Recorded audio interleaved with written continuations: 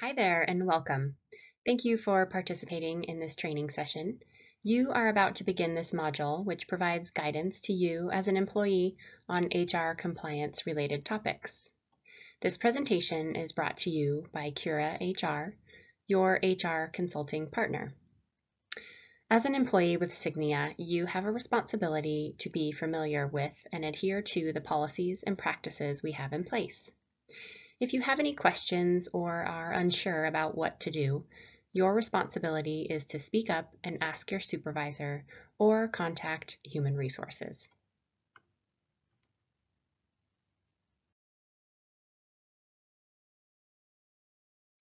Today we'll be reviewing what HR means to you and Signia, plus Signia's key compliance policies. For each policy, I'll explain the legal and company rules, including what this means for you as an employee.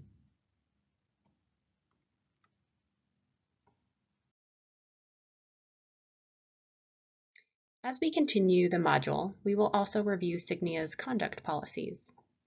Again, for each policy, I'll explain the company conduct policies, including what this means for you as an employee. At the end of our session, you will be prepared to test your knowledge with a short quiz. Let's get started.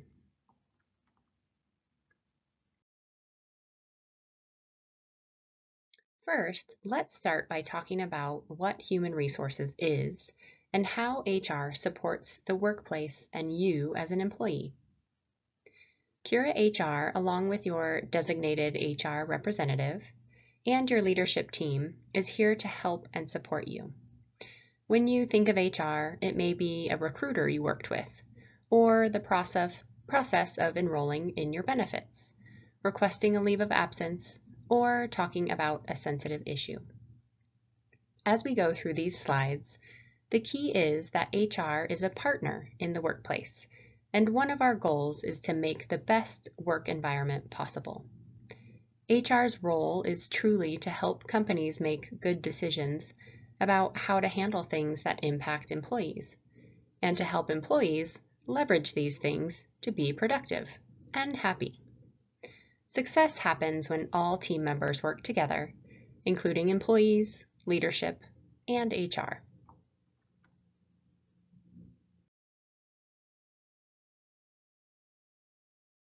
Where does HR start?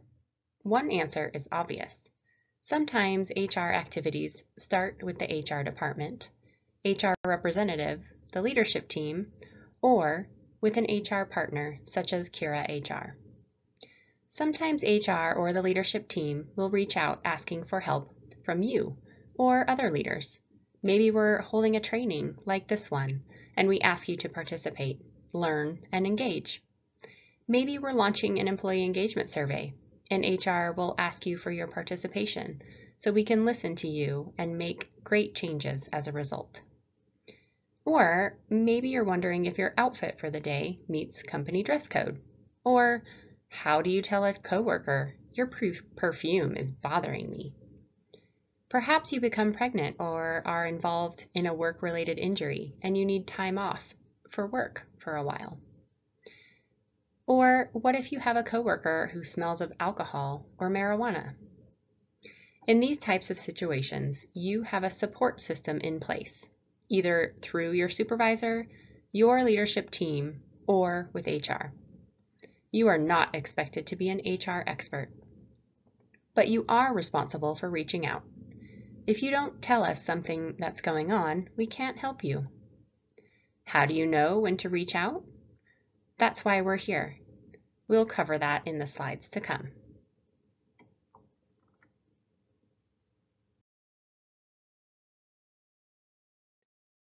As we go through this training, there may be some specific things to watch for, but universally, always keep these two things in mind.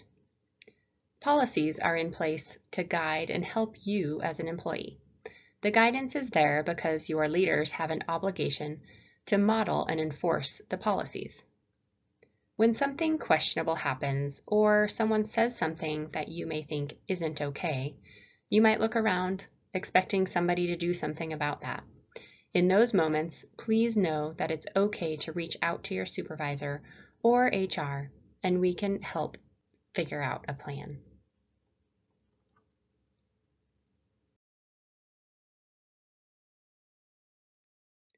By the end of this training, we should be able to understand why the company and employees need protections, know the rules and understand the why behind them, know when to ask for help and where to go for it, and be a team player who can make a positive impact. Now that you have a little history about HR and leadership, we are ready to get started.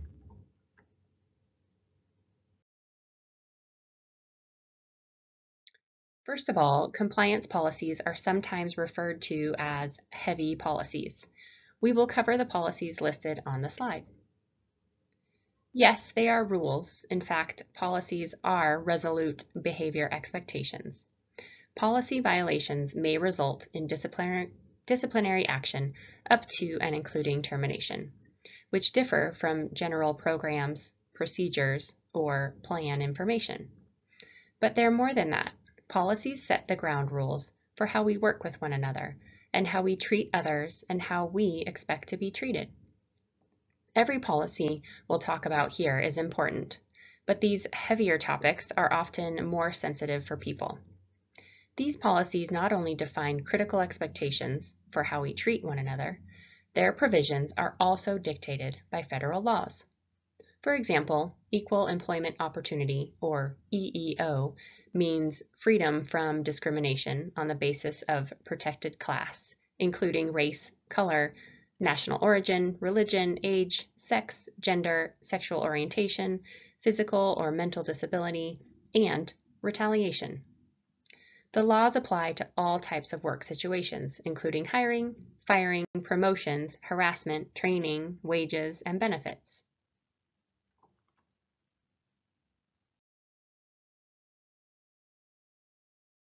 Here is the extensive list of protected classes, which has evolved over time. To clarify, protection means job protection in regard to treating people equally or not discriminating. Our commitment to you is that our company does not discriminate, and we need your commitment to do the same. You will see this reflected throughout our other policies as well.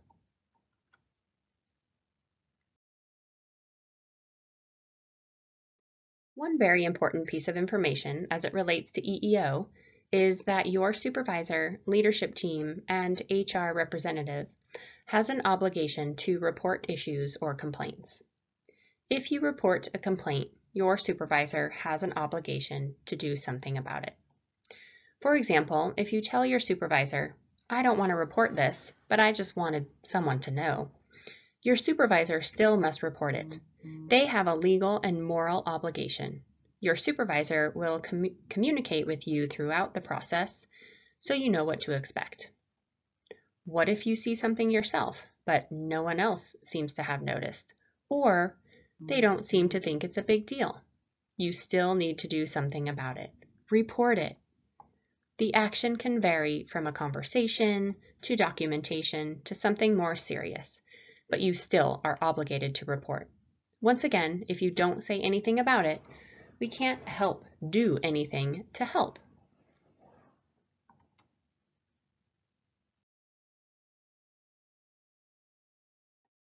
Our next topic is anti-harassment and prohibition of sexual harassment policy.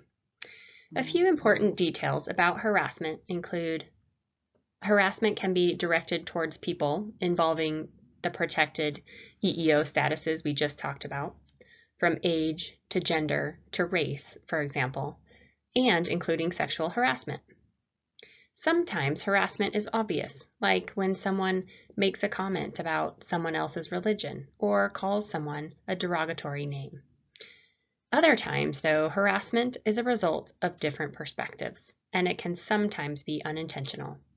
However, behavior that persists over a period of time, even when asked to stop, can result in a hostile work environment or a harassment claim. Knowing your audience and knowing when to stop are key. Having friends and having fun at work is fine. Persistent requests or behavior that makes others feel uncomfortable is not acceptable. Remember, harassment is often defined by the person receiving it. It's good to be yourself, but know your audience and be the work-appropriate version of yourself.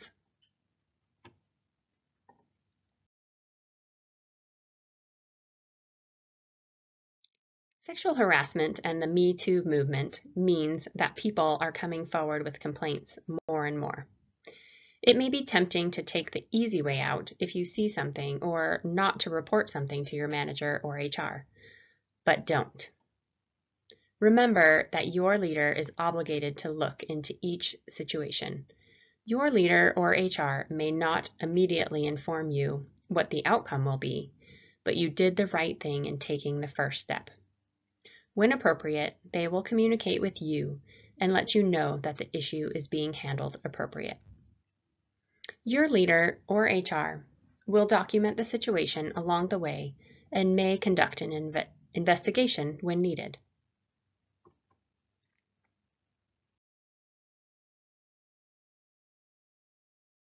Our next topic is Americans with Disabilities, or ADA, the Act.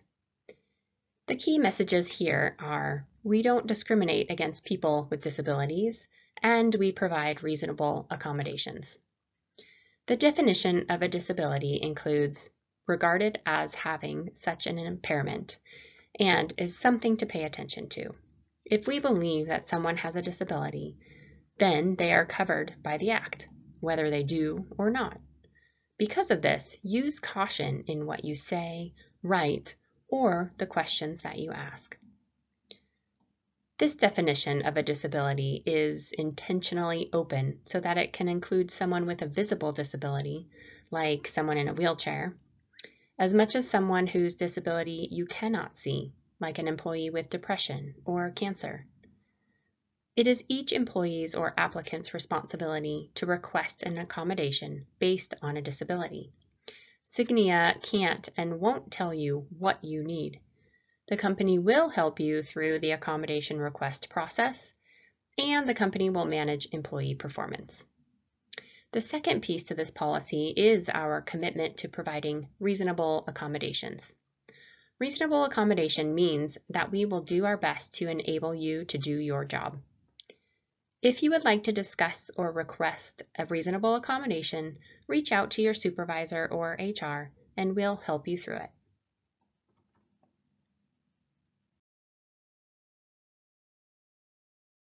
Please remember some of the following key points. Not all accommodation requests are fulfilled, and your employer is not immediately obligated to comply. The interactive process is the process you go through with your supervisor or HR to identify your need, and you may go back and forth several times. The key is that this is a cooperative process and you're working together to create a reasonable accommodation. When the interactive process is taking place, it's helpful to answer questions when asked what accommodations you need in order to do your job. Although you may not receive an immediate response, you can expect a timely one or ongoing communication until the process is complete. Finally, if your accommodation request is based on a medical need, you may need to provide documentation upon request. The documentation should not include confidential information about your condition. Instead, you may need to provide clear statements or detail about what the specific accommodation request entails.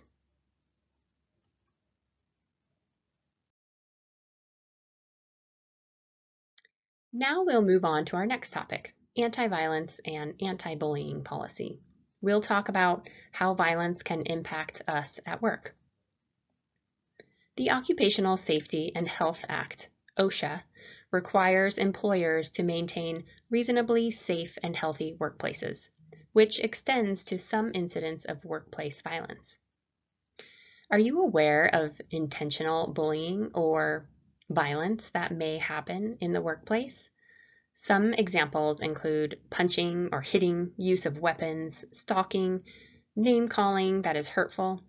Those are good examples of verbal and physical bullying, but sometimes bullying may be less obvious, such as gesture bullying, like glances that convey threatening messages, or exclusion, which is socially or physically isolating or disregarding a person in work-related activities. Like harassment, something that can be intended as a joke might be perceived by another person as violence or bullying.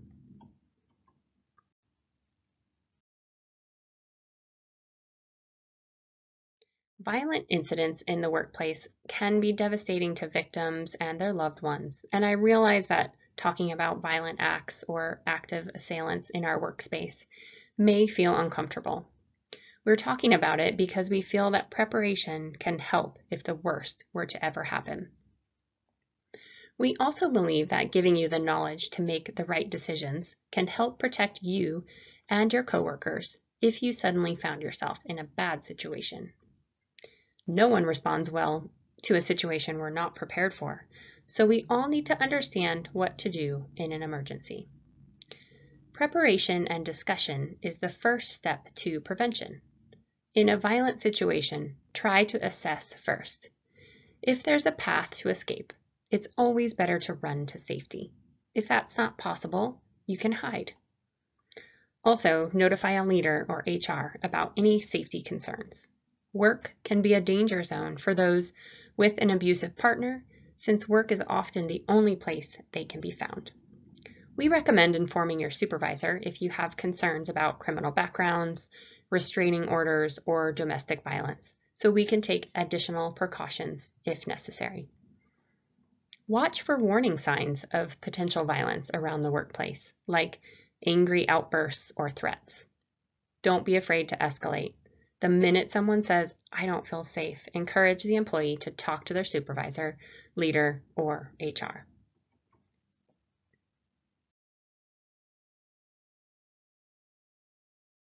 If a fellow employee has made a direct threat or gives you reason to believe they are dangerous, don't be afraid to contact security, the police, or call 911.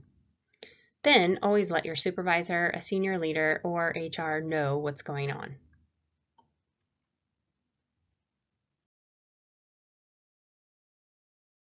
All employees are expected to know that violence or threats will not be tolerated, including bullying.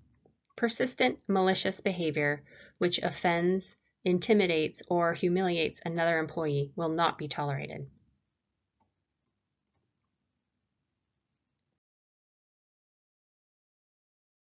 As we move to our next topic, you may have noticed that we have mentioned obligation to report throughout this session.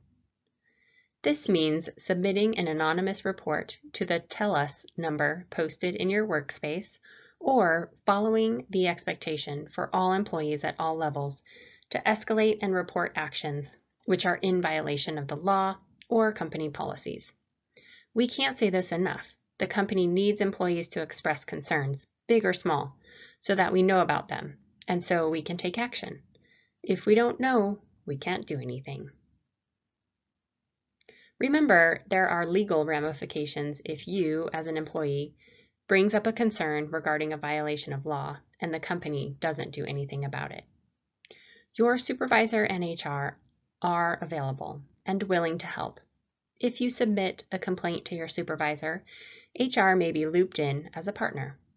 If you're not sure whether or not your supervisor or HR needs to know, inform them just to be safe.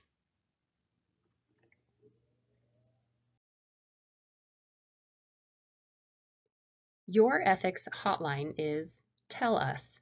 You can call this phone number and leave a message anonymously or not to report or talk about anything you may feel uncomfortable discussing at work.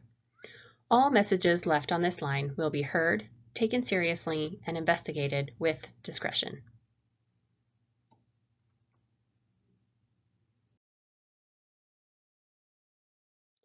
Our final topic is the policy of prohibition of retaliation. When HR investigates reports, they do their best to protect the people involved. But sometimes the questions asked during investigation may lead others to make assumptions about who reported them. While we can't guarantee confidentiality, we do have a very strict policy against retaliation. This means that any person who has made a report raised questions or concerns, or participated in an investigation will not be retaliated against. If you ever do perceive retaliation for any reason, follow the reporting procedure, notify leadership or HR. We do take this seriously. A few examples of perceived retaliation include changing job duties, changing shifts or schedules, demotion or salary reduction. Retaliation can come from managers, but it can also come from employees. You may see this in the form of bullying, violence, or harassment.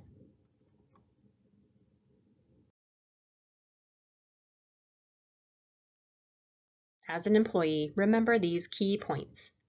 It is unlawful to retaliate against employees.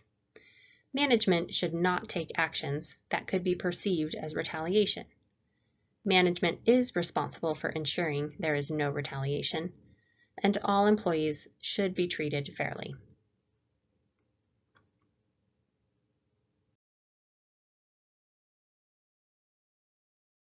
That concludes the module focusing on the heavy policies, which are driven by laws. Now we're moving into reviewing Cygnia's conduct policies, which are also included in the Employee Handbook. While some of these may be influenced by laws, these policies are driven by what the company feels are important. Again, for each policy, I'll explain the company conduct policies, including what this means for you as an employee.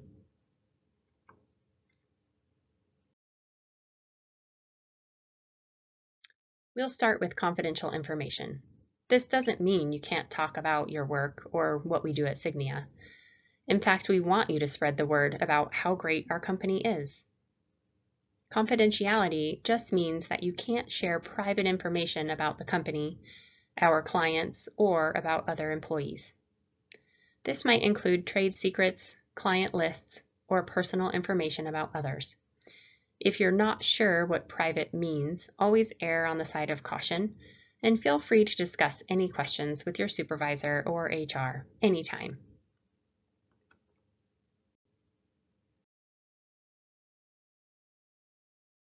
As an employee, it's important that confidential information remains confidential. Obtain approval from your supervisor or HR before disclosing or releasing information. Personal information that you share with your supervisor or HR, or personal information that fellow employees share with you, may be considered medical information and is personal and private. Be cautious and respectful with this type of information.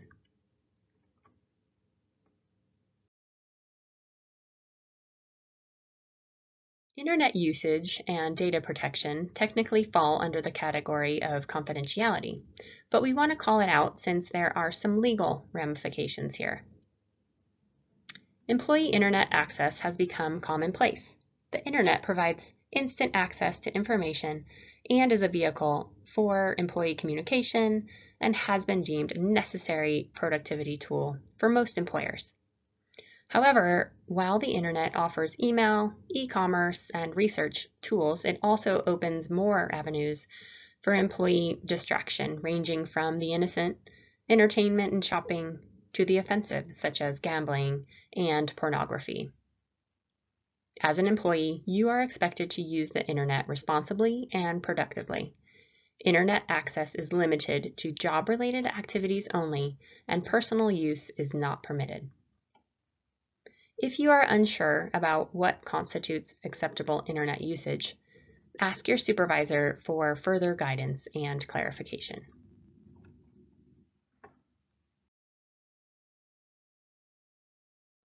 Additionally, federal and state laws impose rules for protecting sensitive and private employee information. Management has a responsibility to enforce laws and ensure best practice for protecting and handling employees. Cygnia has a robust security policy in place, which is included in the Employee Handbook. The consequence for noncompliance could lead to identity theft, lawsuits, or fines, resulting in liability and risk.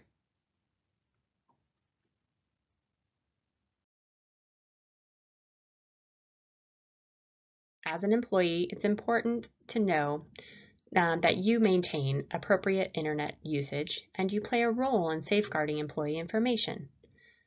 Adhering to protecting employee data and complying with privacy laws.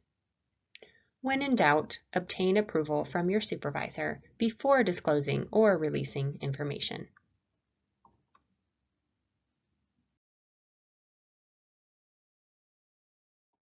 Our next conduct topic is regarding drugs, alcohol, and tobacco. The company expects a smoke and tobacco-free environment and will not tolerate the use or possession of illegal drugs or the possession, use, or being under the influence of alcohol during working hours, while performing company business, or otherwise while on the company premises. Violation of these policies is grounds for discipline up to and including termination. Although marijuana is legalized in some states, we know that it still impairs your judgment. We are committed to a safe and productive work environment. So whether you live somewhere marijuana is legal or not, possession or use of marijuana while at work or on work time is still a violation of policy. Other legal or over-the-counter drugs like aspirin or Robitussin are okay if they're used according to the directions. If you're using a prescription drug, which does not affect your ability to work safely and effectively, then it's fine too. Like some of these other substances, alcohol can impair judgment, and we expect that you won't be at work under the influence of alcohol. Occasionally, there may be an instance such as a company-sponsored event or celebration when responsible possession and consumption of alcohol may be permitted. Even at these times, alcohol should not impede your judgment or your ability to maintain professional standards of conduct.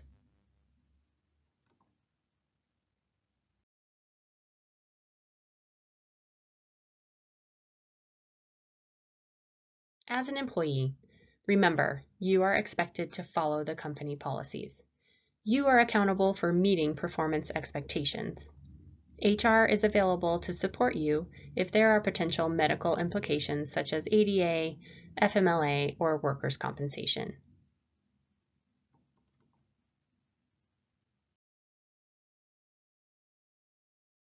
Let's move on to our final topic, office cleanliness and personal appearance. We expect you to keep our work environment clean and safe, one that feels good to us all. We also want to make a good first impression when we have visitors to our office. Plus, a clean office gives a boost to your productivity. The same expectations apply to your personal appearance. In the employee handbook, we provide a list of the clothes you can and cannot wear. You're an adult working in a professional environment. Make sure you're dressed appropriately.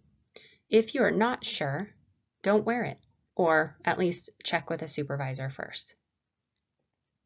Additionally, some of us have sensitivities to odors, from reheated fish at lunch to perfume. Please be aware of those around you and be respectful.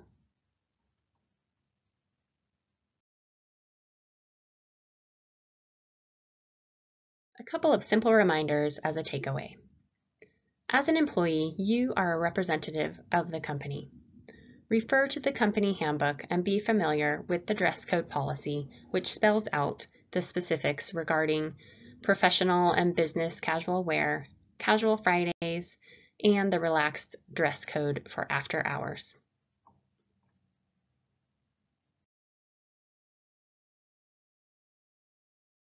This concludes our session together. Thank you for your attention while we covered so many important policies throughout this HR compliance overview training module. Now that you have increased your knowledge of policies and the HR function, you can feel more confident entering the workplace environment. To test your knowledge, you will be receiving a quiz to complete. Upon successful completion of the quiz, you will earn a training certificate. Good luck, and thanks again.